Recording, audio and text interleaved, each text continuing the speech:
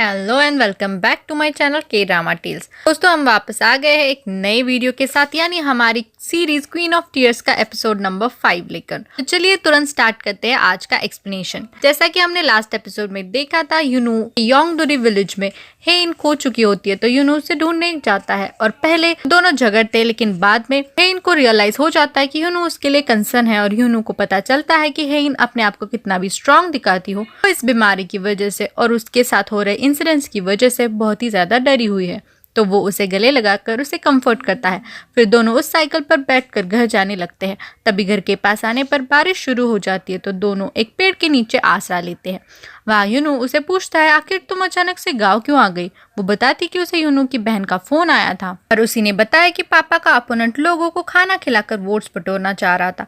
यूनू बोलता है, इसलिए तुमने पूरा बुफे ही लगा दिया? ऑब्वियसली मैं पापा को हारने थोड़ी ना दूंगी। फिर दोनों हंसने लगते हैं कि तभी यूनू की फैमिली यानी पापा, मम्मी, भाई, बहन सब बारिश में उसे ढूंढ रहे होते हैं। इनको सही सलामत देखकर सबके जान में जान आती है। स्पेशली यूनू की माँ काफी कंसर्न लग रही होती है। फिर घर जाकर वो फ्रेश हो जाते हैं और सोने लगते हैं। तब सब फैमिली मेंबर्स उन दोनों को गुड नाइट बोल के चले जाते हैं। तब यूनू रूम में पुराना हेयर ड्रायर होता है जिसे यूज करना है इनको नहीं आता, तो वो उससे उसके हेयर ड्राई करने में मदद करता है। वही एक और किसी गांव वाले ने हेन का और उनके वोट अपील डे का वीलॉग बना के यूट्यूब पर डाला होता है। वो सूचुल अपनी माँ को दिखाता है कि कैसे वो अपनी इन लॉज को मिलने गई है और वहाँ खुशी खुशी सब खा रही होती है और हंस हंस के सबसे स्पेशली यूनू की माँ से बात कर रही होती है। तो ये देख कर है इनकी माँ जेलस होती है, ये कह के कि घर में तो कभी इतना नहीं खाती, ना इतना मुस्कुरा के कभी किसी से बात करती है, हो क्या गया इससे। तब यहाँ हेन भी यूनू से बात कर रही होती कि उसने आज कुछ ज्यादा ही खा लिया और सब गाँव वाले उसे काफी पसंद करते हैं। तभी उस वक्त यूनू के फैमिली मेंबर दूसरे रूम में सीक्रेट मीटिंग कर रहे होते कि कोई भी गलती से भी डिवोर्स का नाम नहीं लेगा हेन के सामने। माँ पूछते कि ये बात तुम लोगों ने किसी के साथ शेयर तो नहीं की? कि तभी पता चलता है कि दारू पीते पीते यूनू के पापा ने अपने बेस्ट फ्रेंड के सामने डिवोर्स की बात बोली होती है। ये सुनकर सब उसे डांटते हैं कि अब वो बाकियों को बता देगा तो हम क्या करेंगे। तुरंत पापा अपने बेस्ट फ्रेंड के घर जाते हैं और उसे पूछते कि ये बात उसने किसी को बताई तो नहीं।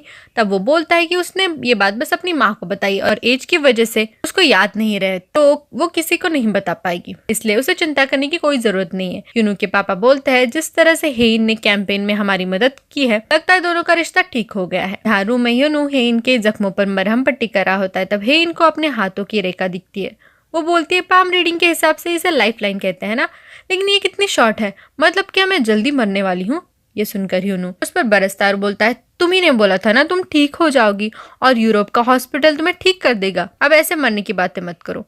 ऐसे ही बातें करते करते दोनों एक दूसरे के करीब आ जाते हैं और यूनू हेन किस करने वाले होते हैं, इसलिए हेन अपनी आंखें बंद करती है। लेकिन तभी यूनू अपना होश संभालता है और तुरंत रूम से उठकर चला जाता है सीधा घर के बाहर। यहाँ हेन सोचती है, ये क्या हो गया, ये कहीं भाग तो नहीं गया, लेकिन क्यों, ये इतना डरता क्यों है मुझसे? बाहर यूनू सोच रहा होता है कि हेन को अजीब लग रहा होगा, लेकिन अभी वापस अंदर जाऊंगा तो सब ऑकवर्ड हो जाएगा और जाकर क्या बोलूंगा, इसलिए वो सीधा अपनी दुकान पर जाता है और अपने भाई के साथ बैठ के दारू पीने लगता है। भाई समझा रहा होता है कि उसे वापस जाना चाहिए, क्या वो अपनी बीवी से इतना डरता है? लेकिन एक्चुअली यूनू सोचता है कहीं वो अगली बार अपने आप को कंट्रोल ना कर पाए तो। यहाँ एक और हेन रूम में वेट कर रही होती है। वो सोचती है कोई कॉल आया होगा या कुछ लाने गया होगा, लेकिन अभी तक वापस क्यों नहीं आया। तो वो उसे मैसेज करती कि कहाँ हो तुम। वो उसे पहले सोने को बोलता है, इससे वो गुस्सा हो जाती है और पहले तो सोने का सोचती है, लेकिन बाद में उसे ढूंढने के लिए निकल पड़ती है। तब वो उसे नशे में भाई से बात करते हुए देख लेती है। जब भाई उसे वापस जाने बोल रहा होता है, तब वो बोलता है कि हेन के सो जाने के बाद ही वो जाएगा। ये सुनकर वो वापस रूम में आ जाते हैं। काफी गुस्सा होती है। वो सोचते है कि क्या मैं अकेले सो नहीं पाऊंगी, इतने दिनों से तो मैं सो ही रही हूँ अलग, आज कौन सी अलग बात है। फिर उसे याद आता है वो इंसिडेंट जब उसका मिसकैरेज हुआ था और यूनू को वो कुछ नहीं बताती। जब वो ऑफिस से घर आता है, वो देखता है कि बेबी का रूम, उसमें के सारे खिलौने सब साफ किया जा रहा होता है। हेन को वो एक्सप्लेनेशन मांगने जाता है, लेकिन वो फोन पर ही बिजी होती है और ऑफिस की बात कर रही होती है। ये देखकर वो काफी गुस्सा हो जाता है और क्योंकि वो उसकी कोई बात पर ध्यान नहीं देती, यूनू गुस्सा होके मेड को बोलता है कि वो उसका सारा सामान बेबी वाले रूम में शिफ्ट करे। तभी से वो दोनों अलग अलग रूम में सोने लगते हैं।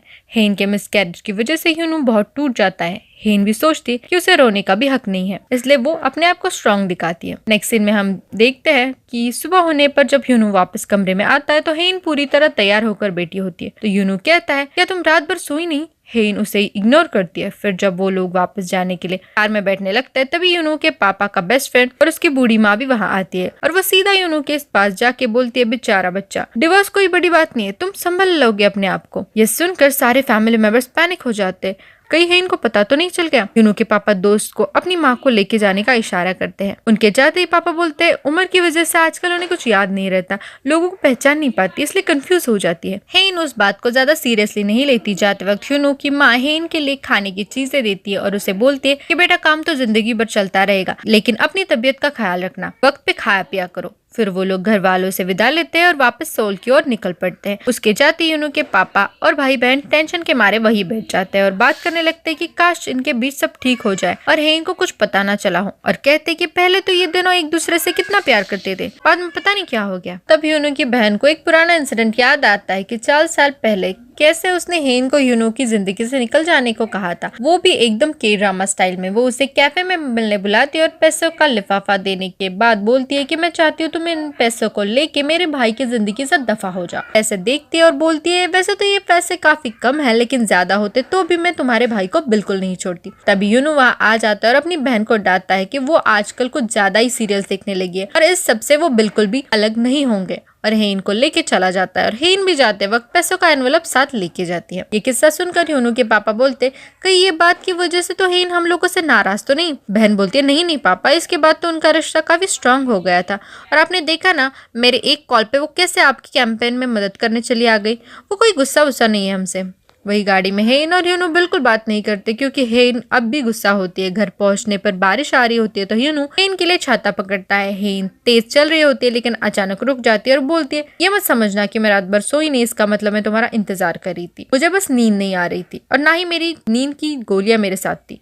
तब यूनू बोलता है, मुझे पता है तुम मेरा इंतजार क्यों करोगी। इससे हेन थोड़ा ऑफेंड हो जाती है तो वो वहां से चलने लगती है। तभी सामने से योनसंग आता है और फिर वो दोनों एक साथ छाता शेयर करते हैं। घर जाते ही चेंज करने के लिए ऊपर अपने रूम में जाती है और योनसंग नीचे कॉफी पी रहा होता है तो यूनू उसे वहां आने की वजह पूछता है। तो योनसंग बताता है कि उसकी और हेन की माँ की अच्छी बॉन्डिंग हो गई है और उन्होंने उसे वहां रहने के लिए बुलाया है क्योंकि वो सोच रही कि मैं कितने दिन होटल रहूंगा और होटल का खाना खा के मैं बोर हो चुका हूँ। ये सुनकर यूनू काफी गुस्सा हो जाता है। योनसंग उसे पूछता है, क्या तुम्हें मेरा यहाँ आना पसंद नहीं, तुम अनकंफर्टेबल क्यों हो रहे हो। वो बोलता है, मैं अगर बोलूंगा कि मुझे ये पसंद नहीं है तो क्या तुम यहाँ से जाओगे। वो कहता है, बिल्कुल नहीं। तब यूनू बोलता है, फिर पूछने की फॉर्मेलिटी क्यों कर रहे हो, और गुस्से से वहां से ऊपर अपने रूम में चला जाता है। ऊपर हेन जब फ्रेश होने जाती है तो नोटिस करती है कि उसके हाथ पर एक लाइन बनी हुई है। वो उसे धोने की कोशिश करती है लेकिन वो हाथ से निकल नहीं रही होती है। वो सोचती है ये यहाँ कैसे आ गई।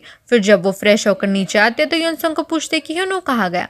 वो बोलता है, ऊपर रूम में, और नोटिस करता है कि कैसे उसे नहीं पता, और तुरंत उसे पूछता है, क्या तुम दोनों अलग अलग कमरे में रहते हो। हमें दिखाया जाता है कि ये चीज उसे पहले हेन की माँ की चमची ने बताई होती है कि वो दोनों अलग अलग कमरे में सोते हैं और हमेशा झगड़ा करते रहते हैं। और ये ऑब्वियस है कि यूनू अपनी बीवी और इन लॉज से काफी तंग आ चुका है। लेकिन अजीब ये है कि चेयरमैन हर बात में यूनू की राय लेते हैं और उसकी हर एडवाइस को बिजनेस के मामले में सीरियसली लिया जाता है, इसलिए घर में सब उसकी बात मानते हैं। इस पर योनसंग बोलता है कि इसका मतलब यूनू ही है जो इन सबको कंट्रोल में और शांत रखे हुए है, तो हमें पहले उसे इन लोगों से अलग करना होगा, तभी हमारा प्लान कामयाब हो पाएगा। फिर सीन वापस शिफ्ट होता है करंट सिचुएशन पे, जहाँ वापस से योनसंग है इनको पूछता है, अजीब है कि जब अपनी वाइफ का कोई मेल फ्रेंड घर रहने आता है तो जनरली पति लोग जेलस हो जाते हैं, लेकिन यूनू को देख के ऐसा लगता नहीं कि उसे कोई फर्क पड़ा है। लेकिन ये सब वो बस हेन को भड़काने के लिए बोल रहा होता है क्योंकि एक्चुअली में यूनू जेलस तो होता है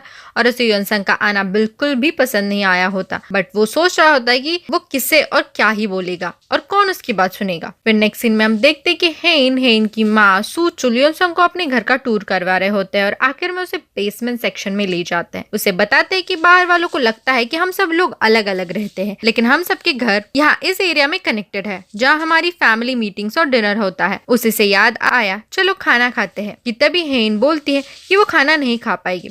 इस पर उसकी माँ टॉन्ट मारती है कि उन गांव वालों के साथ, अपनी सास के साथ तो तुम इतना सब खा रही थी, वो भी हंस हंस के, अब क्या हो गया। इस पर माँ बेटी के बीच फिर बहस होती है। हेन बोलती है क्योंकि आपने कभी मेरे लिए स्माइल किया ही नहीं, और वो वहां से चली जाती है। हेन की माँ को भी गुस्सा आता है तो वो भी वहां से चली जाती है। यहाँ अकेला सूचुल हमेशा की तरह अपनी बढ़ाइयां मारते हुए योनसंग को इम्प्रेस करने का ट्राई कर रहा होता है कि कैसे दोनों की झगड़ों की वजह से सब सिचुएशन उसे ही मैनेज करनी पड़ती है और उसके सिर पर कितनी जिम्मेदारियों का बोझ हुए। वो बोलता है कि आखिर मैं ही क्वीन का वारिस हूँ। वो उसे ये भी बताता है कि हेन काफी गुस्सैल और स्ट्रांग है और इस वजह से माँ एक शमन को मिल रही है। उसने उसे एक तालिस्मान दिया है जिससे उसकी सारी नेगेटिव एनर्जी से रक्षा होगी। ये सब योनसंग हंसते हंसते हुए सुन रहा होता है क्योंकि उसे पता है कि सूचुल बस बातों का शेर है। या हेन कुछ चेकअप कराने हॉस्पिटल जाती है जहाँ उसे डॉक्टर बताते हैं सारी प्रोसीजर उसकी ट्रीटमेंट के रिलेटेड, लेकिन उसके साइड इफेक्ट्स भी होंगे और श्योर नहीं कि तब हेन बोलते कि मुझे लगा था ये 50% से ज्यादा चांसेस है,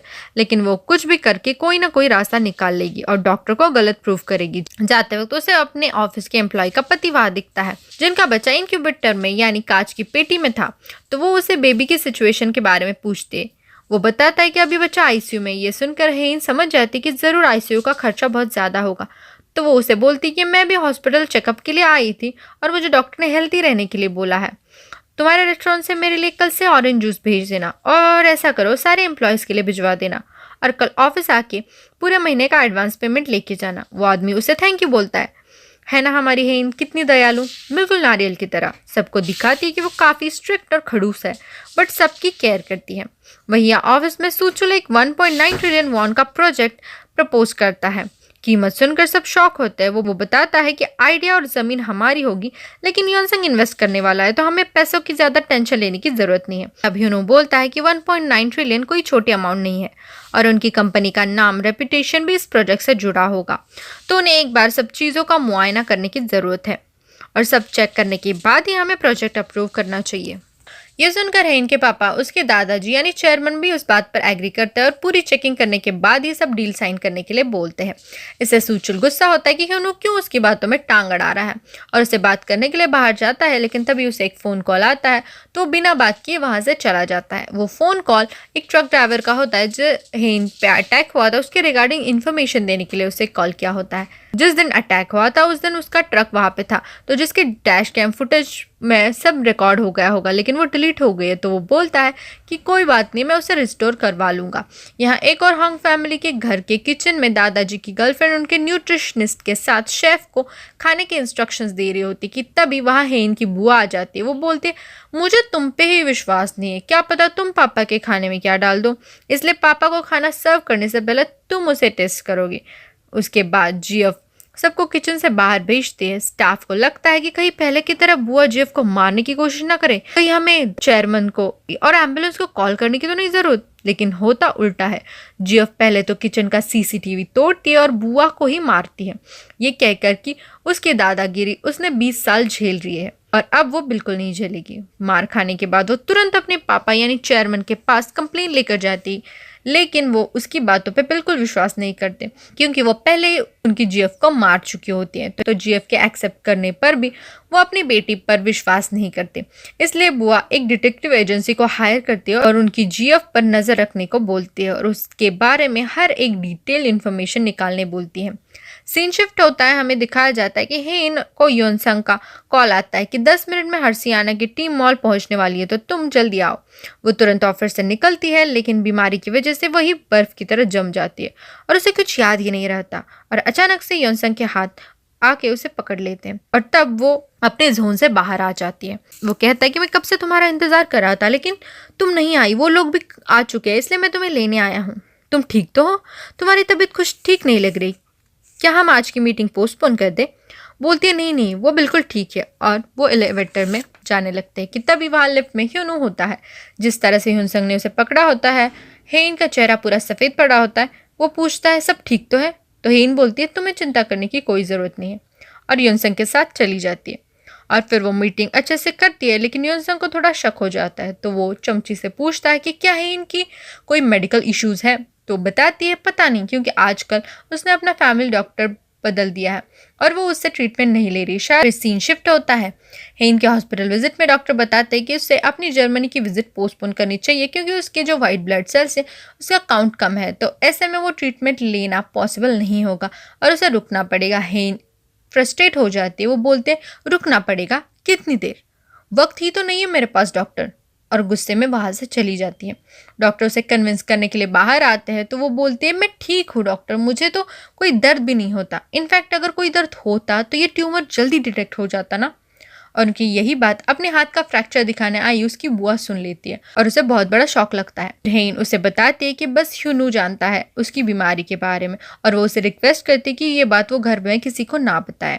ऑलरेडी शॉक बुआ प्रॉमिस करती है और हेन को कंफर्ट भी करती है, उसे गले लगाती है और बोलती है आई नो तुम बहुत स्ट्रांग हो बट तुमको भी शॉक लगा होगा ना, लेकिन अब मैं हूँ तुम्हारे साथ और हमारे पास बहुत पैसे है और मेडिकल फील्ड बहुत तरक्की कर चुका है। हम दुनिया के हर कोने में जाएंगे, हर देश में दिखाएंगे, हर अच्छी से अच्छी बेस्ट ट्रीटमेंट लेंगे तुम्हारे लिए, लेकिन ये ट्यूमर को ना हम उखाड़ फेंकेंगे। वही एक और हेन के दादाजी युनसंग को अपनी आर्ट कलेक्शन दिखा रहे होते हैं, जिसे देख के उसे पता चलता है कि वो नेपोलियन के बहुत बड़े फैन हैं, तो उन्हें उसकी एक पेंटिंग गिफ्ट करने की बात करता है। इससे वो काफ़ी खुश हो जाता है। युनसंग को एक बचपन की मेमोरी याद आती कि कैसे उसके ऑर्फनेज में हेन के दादाजी ने भाषण दिया था और उनके एक बड़े डोनर के तौर पर सम्मानित किया गया था। उस वक्त हमें एक छोटी बच्ची उन्हें हार पहनाते हुए दिखाई जाती है, तब वहाँ पे वो दादाजी की गर्लफ्रेंड भी हमें दिखती है। सीन शिफ्ट होता है जहाँ हेन अकेले जर्मनी अपनी ट्रीटमेंट लेने के लिए जा रही होती है। तब बुआ उसे पूछती कि ह्यूनू कहाँ है, वो क्यों नहीं है तुम्हारे साथ, क्या वो नहीं आ रहा? वो बताती है कि वो ज़रूर बिजी होगा इसलिए मैंने उसे नहीं बताया। जब बुआ उसको बोलती है कि वो उसके साथ चलेगी तो उसे भी आने से मना करती है, ये बोल के कि वो अकेले जाना चाहती है और अकेले ही एयरपोर्ट के लिए निकल पड़ती है। तब बुआ उनके घर के बाहर ह्यूनू का इंतज़ार करने बैठती है। फिर जैसे ही वो आता है तो वो उसे पूछती कि हेन क्यों अकेली गई है जबरनी, और उसे ऐसे वक्त में अपनी बीवी के साथ होना चाहिए। उसे पता चलता है कि बुआ भी सब उसकी बीमारी के बारे में जानती है। तब ह्यूनू अंदर जाके हेन को फ़ोन ट्राई करता है, लेकिन फ्लाइट में होने की वजह से उसका फ़ोन बंद होता है। फिर हम देखते हैं कि ह्यूनू अपने दोस्त के साथ दारू पीने के लिए चला जाता है। दोस्त भी बोलता है चलो अब जब तुम्हारी बीवी फॉरेन गई है तो तुम्हें कुछ दिनों के लिए छुट्टी मिल गई, अब हम सब दोस्त मिलके कुछ प्लान करते हैं। ग्रुप में भेज देता है, वो सारे दोस्तों को मैसेज करता है। वो बस वहाँ बैठा होता है लेकिन उसका बिल्कुल ध्यान और मन नहीं होता क्योंकि वो जर्मनी का वेदर चेक कर रहा होता है। ये देख के दोस्त बोलता है कि तुम बस शरीर से यहाँ हो, तुम्हारा दिल दिमाग पूरा जर्मनी में है, ये क्यों देख रहे हो? मैंने कहा था ना तुम नाटक करते करते सच में अपनी बीवी से प्यार करने लगे हो। कितने भी बेस्ट फ्रेंड को ही उसकी बीवी का कॉल आता है तो वो उससे बात करने के लिए साइड में चला जाता है। वही दूसरी ओर हेन यहाँ हॉस्पिटल पहुंच के सारे टेस्ट करवा चुकी होती है। यहाँ उसकी याद और चिंता में डूबा हुआ उसका पति उसकी एक इंटरव्यू देख रहा होता है जिसमें उसे पूछते हैं कि उसका क्या सपना है। वो बताती कि 1 ट्रिलियन सेल, बहुत सारे देशों में ब्रांचेस खोलना, और उसके बाद क्या करेंगे ये पूछने पर वो बताती है ये सब अचीव हो जाएगा तो मैं अपने पति के साथ ज़्यादा से ज़्यादा टाइम स्पेंड करना चाहूँगी, क्योंकि पिछले कुछ सालों से काम की वजह से हम एक दूसरे को बिल्कुल भी टाइम नहीं दे पा रहे हैं। इनफैक्ट उनकी पहली और आखिरी वेकेशन ट्रिप उनका हनीमून था तो वो वापस से उसके साथ घूमने जाना चाहेगी। ये देखकर ह्यूनू को रियलाइज़ होता है कि वो हेन को कितना गलत समझता है और तुरंत वहाँ से निकल के घर जाता है और तुरंत एयरपोर्ट के लिए भी निकल पड़ता है। वहीं यहाँ जर्मनी के डॉक्टर हेन के टेस्ट रिजल्ट उसे बताते हैं कि कैसे उसके WBCs कम होने के कारण ट्रीटमेंट वो तुरंत स्टार्ट नहीं कर सकते और उन्हें वेट करना पड़ेगा। ये सुनकर वो सोचते ये क्यों सब लोग मुझे वेट करा रहे हैं। हम देखते हैं कि हेन वापस जाने के लिए निकलने वाली होती है लेकिन वहाँ एक कपल को देखकर उसे उनकी पुरानी यादें याद आती है। तो वो एक जगह यानी एक फोर्ट होता है, एक प्लेस होता है जहाँ वो लोग अपने हनीमून पे घूमने गए थे। वो एक जगह होती है जिसे बोलते हैं कि जहाँ पे कोई गम नहीं, कोई दुख नहीं है। वो सोचती है बिल्कुल सच नहीं है और हील्स में इतना घूमकर वो थक जाती है और वही बैठ जाती है कि तभी उसे ह्यूनू की आवाज़ सुनाई देती है। उसे लगता है कि उसे हेलुसिनेशन हो रहा है, ऐसा थोड़ी पॉसिबल है। तभी सामने से स्टेयर से चढ़ते हुए उसका पति सच में वहाँ पे आ जाता है और उसे बोलता है कि कितनी बार बोला है कि मैंने कंफर्टेबल जूते पहना करो, और वो अपनी बैग से शूज़ निकाल के उसे पहनाता है। वो पूछते तुम्हें कैसे पता चला कि मैं यहाँ हूँ? बोलता है तुम्हारा फ़ोन बनता और सेक्रेटरी ना ने बोला कि तुमने अभी तक रिटर्न फ्लाइट नहीं ली है, तो मैं समझ गया तुम ज़रूर यही होगी। तुम्हें ये जगह पसंद है ना? तो बोलते कुछ नहीं, ये सब झूठ है, टूरिस्ट लोगों को अट्रैक्ट करने के लिए बस झूठ बोलते, एक ऐसी जगह जहाँ कोई दर्द नहीं, कोई आंसू नहीं। तब ह्यूनू बोलता है झूठ तो तुमने बोला है मुझसे, शादी से पहले प्रपोज करते टाइम तुमने क्या बोला था कि तुम मुझे कभी रोने नहीं दोगी, मेरी आंखों से कभी आंसू नहीं गिरने दोगी, लेकिन जब से हमारी शादी हुई मैं बस रो ही रहा हूँ, ऑफिस में, कार में, इनफैक्ट जब से हम अलग अलग सो रहे हैं ना मुझे अच्छा लग रहा है क्योंकि मैं चैन से अपने बेड पर बैठ के रो पाता हूँ और वैसे ही सो जाता हूँ। तब वो बोलती है मैंने शादी करने के लिए बस जो मन में आया वो बोल दिया था। तब ह्यूनू कहता है लेकिन अब तो हमारी शादी हो गई है ना, तो ऐसे टाइम पे हमें एक दूसरे के साथ होना चाहिए। तो हेन कहते हैं मैंने कब कहा कि तुम मेरे साथ नहीं हो सकते, इनफैक्ट मैं नहीं चाहती कि मैं कभी अकेले रहूं, लेकिन तुमने कर दिया मुझे अकेला। तब ह्यूनू को अपनी गलती रियलाइज होती है और वो अपनी बीवी से माफ़ी मांगता है। तब हेन बोलती है एक्चुअली मैं यहाँ अपनी ज़िंदगी बचाने के लिए एक चमत्कार ढूंढने आई थी, लेकिन अब मैं बस चाहती हूँ कि मैं तुम्हारे साथ बस घर चली जाऊं। और एक इमोशनल किस होता है, जी हाँ, पैचअप वाला किस, कि अब सब ठीक हो गया है। इसी किस के साथ 5th एपिसोड खत्म हो जाता है। लेकिन जाइए मत, अभी एक छोटा सा एपिलॉग बाकी है। जब ह्यूनू के घर से वो दोनों वापस आ रहे होते हैं तब रात भर जगने की वजह से हेन गाड़ी में ही सो जाती है। तब ह्यूनू को उसका हाथ दिखता है, उसे याद आता है कि कैसे हेन ने बोला था उसकी लाइफ लाइन शॉर्ट है। तो ह्यूनू पेन से उसके हाथों पर लाइन बनाता है। जी हाँ, वो चाहता है कि उसकी बीवी की लाइफ बड़ी हो। अब जब इन दोनों में सब ठीक हो गया तो ये देखना इंटरेस्टिंग होगा कि इनकी लव स्टोरी आगे क्या मोड़ लेगी और ये दोनों का प्यार क्या है इनकी बीमारी को हरा पाएगा। जानने के लिए बने रहे मेरे साथ मेरे चैनल के ड्रामा टेल्स पर। मिलेंगे नेक्स्ट वीडियो में, तब तक stay safe, take care and thanks for watching.